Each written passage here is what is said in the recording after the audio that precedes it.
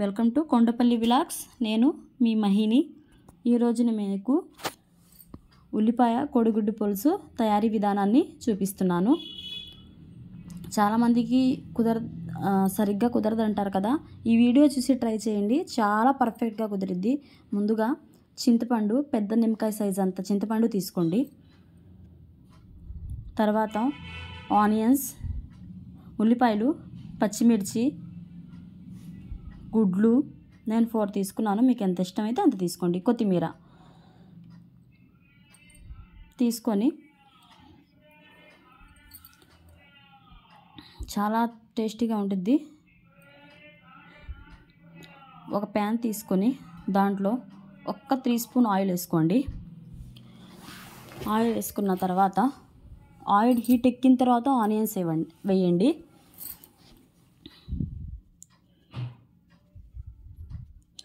Please friends, నా ఛానల్ని ఎవరైనా కొత్తగా చూస్తుంటే సబ్స్క్రైబ్ చేసుకోండి. ఆనియన్స్ ఫ్రై ఆయిల్లో వేసిన తర్వాత దాని మీద ప్లేట్ వేసేయండి, ఎందుకంటే ఉల్లిపాయలు అనేవి బాగా మగ్గాలన్నమాట. ఆ లోపు మనం ఎగ్ని కట్ చేసుకుందాం, అంటే పైన ఘాట్ వేద్దాము, ఎందుకంటే అప్పుడే ఆ ఫ్లేవర్ అంతా లోపలికి వెళ్ళిద్ది.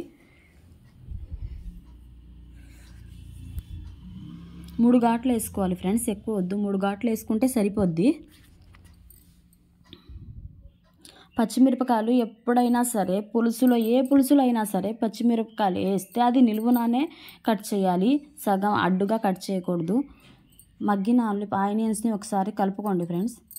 ముందే కలపమాకండి, వేసిన తర్వాత ప్లేట్ వేసిన తర్వాత కాసేపు ఆగినాక ఇప్పుడు కలుపుకోండి. ఫ్రై అయ్యాయో లేదో చూడండి. బాగా మగ్గాలి, మగ్గితేనే దాంట్లో ఉన్న ఆనియన్స్లో ఉన్న వాటర్ అంతా పోయిద్ది.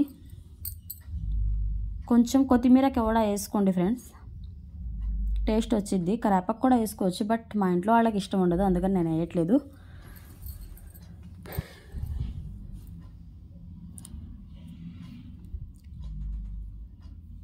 చాలా టేస్టీగా ఉండిద్ది. ఆనియన్స్ మట్టికి బాగా ఫ్రై అవ్వాలి, అప్పుడే టేస్ట్ వచ్చిద్ది. ఫ్రై అయిన ఆనియన్స్లో పసుపు,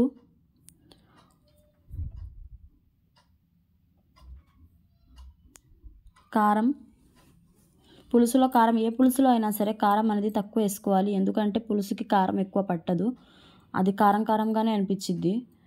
సాల్ట్, సరిపడేంత సాల్ట్ వేసుకోండి. తర్వాత ఫ్రై చేసేయండి.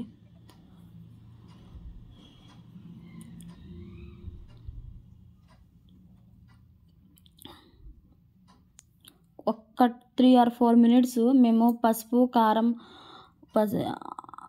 సాల్ట్ వేసిన తర్వాత ఫ్రై చేయాలి. తర్వాత పచ్చిమిరపకాయలు కూడా వేసేయండి. ఒక్క 2 మినిట్స్ ఫ్రై చేయండి అన్నీ కలిపి.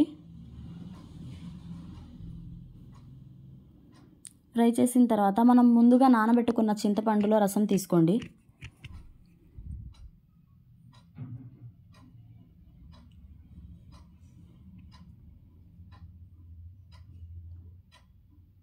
అంతే, మీకు పులుసు ఎంత కావాలో అంతగా వాటర్ వేసుకోవచ్చు, అంటే కొంతమంది చింతపండుని బట్టి కూడా వేసుకుంటారు. నాకు ఎంత అవసరం ఉందో నేను అంతే వేసుకున్నాను. ఇప్పుడు బాగా ఉడకాలి ఫ్రెండ్స్. అప్పుడు మీరు గుడ్లు వేసుకోండి.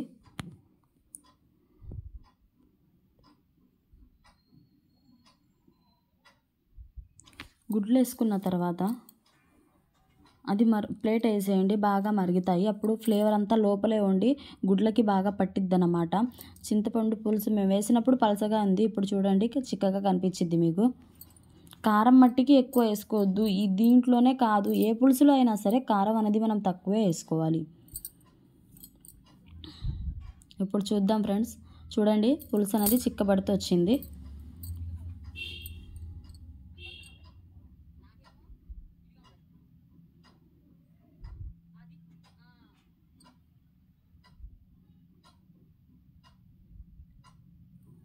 నా ఛానల్ని ఎవరైనా కొత్తగా చూస్తూ ఉంటే ప్లీజ్ సబ్స్క్రైబ్ చేసుకోండి. మీకు ఎలాంటి వీడియోస్ కావాలో నాకు కింద కామెంట్ బాక్స్లో పెడితే నేను అలాంటి వీడియోస్ పెట్టడానికి ట్రై చేస్తాను. ఇలా చాలా సింపుల్గా చేసుకోవచ్చు ఫ్రెండ్స్. ఎక్కువ ఇదొద్దు. మనం చాలా వరకు పల్లెటూరులో న్యాచురల్గానే చేస్తారు ఫ్రెండ్స్. మసాలాలు అవి వేస్తే అది గ్యాస్కి ప్రాబ్లం అయ్యిద్ది. కానీ ఇలా న్యాచురల్గా చేస్తారు.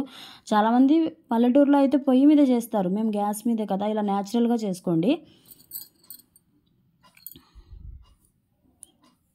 ఇప్పుడు టేస్ట్ చూస్తే ఫ్రెండ్స్ చాలా చాలా చాలా టేస్టీగా ఉంది, మామూలుగా లేదు. నేను వేసిన 4 గుడ్లో ఒక గుడ్డు పగిలిపోయింది, అందుకని అలా ఉంది. పగిలిపోయింది కదా అని అనుకోవద్దు, కానీ టేస్ట్ మట్టికి సూపర్గా ఉండిద్ది. ట్రై చేయండి friends. Thank you for watching. Please నా ఛానల్ని సబ్స్క్రైబ్ చేసుకోండి. మీకు ఎలాంటి వీడియోస్ కావాలో కింద కామెంట్స్ బాక్స్లో కామెంట్ పెట్టండి.